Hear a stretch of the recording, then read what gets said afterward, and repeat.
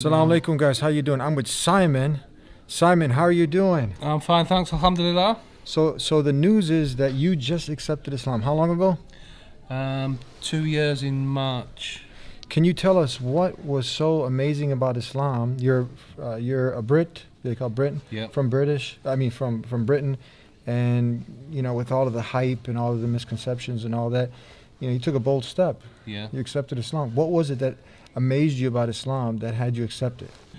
Well, my stepson, my wife's son, he introduced me to it to start with. I saw what kind of a person he was. And,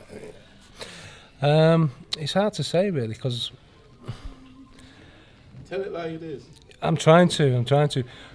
When I became a Muslim after I took my Shahada and I started practicing it and reading the Quran, I realised what I was getting into, and it's nothing like what I expected it to be.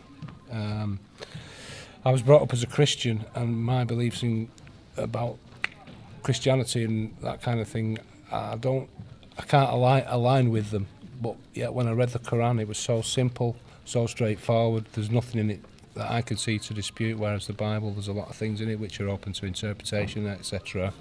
The Roman connection, Jesus was like portrayed as a miracle worker, where I think he was sensationalised a bit, perhaps in Christianity, which takes the onus away from what it's actually about. Whereas I say Islam to me is a pure religion, pure faith. When I was immersed in Islam, I used to do the dawah with Osman. It was like I'd won the lottery. It was like I'd won something, and I wanted to spread the word and tell people. When you hear about born again Christians, you think well, born again Christians are a bit crazy, but I was doing the same thing.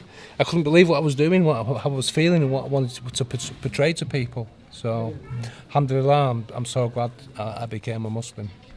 And I've never been particularly religious before. I always kind of believed in the Darwin theory, that kind of thing. But I've opened my mind up recently to.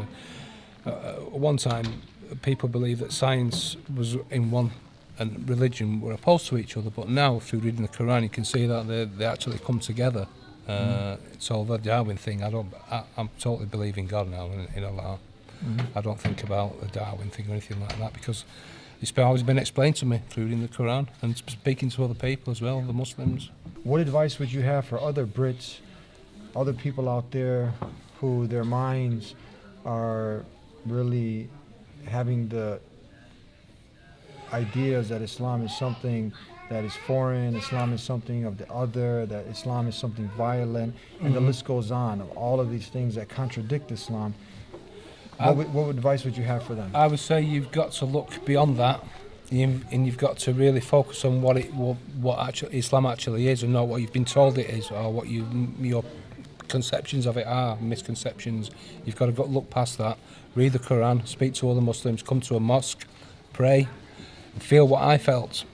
Yeah, and inshallah, that's you'll get the same benefit from it that I got. God willing, you will. That's right, inshallah. Because you want to know the how, why, and where.